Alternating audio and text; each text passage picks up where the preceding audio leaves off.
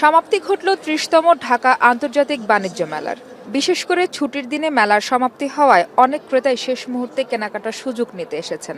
দূর দূরান্ত থেকে পরিবার পরিজন নিয়ে আসেন দর্শনার্থীরা। শেষ দিনে ক্রেতাদের আকৃষ্ট করতে অধিকাংশ স্টল ও প্যাভিলিয়নে দেয়া হয়েছে বিশেষ মূল্য ছাড়। কোথাও ১০%, কোথাও আবার মিলছে ৭০% পর্যন্ত। এর সাথে যুক্ত হয়েছে উপহার ও গিফট ভাউচারের নানা অফার, যা শেষ দিনে কেনাকাটার আগ্রহ বাড়িয়েছে।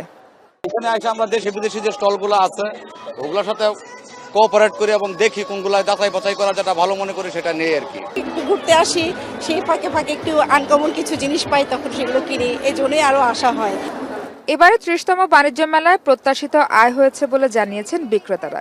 আমরা যে প্রত্যাশা নিয়ে আমরা বাণিজ্য মেলায় অংশগ্রহণ করেছি, ইনশাল্লাহ সেই প্রত্যাশা আর বাইরেও আমরা অনেকটাই এগিয়ে গিয়েছি। এই প্রোডাক্টসগুলো আমাদের ফিউচার ডেস্টিনেশন হচ্ছে আমরা এখান থেকে এক্সপোর্ট করব, ওয়ার্ল্ড মার্কেটে আমরা কম্পিট করব, এটা আমাদের ড্রিম লাইন।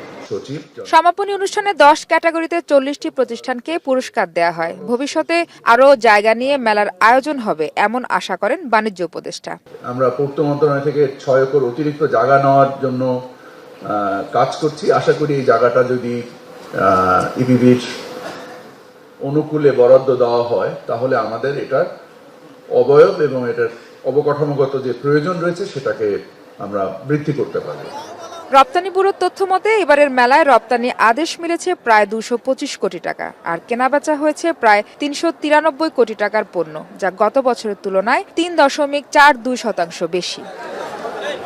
মাহফুজা বৃষ্টি, এখন পূর্বাচল।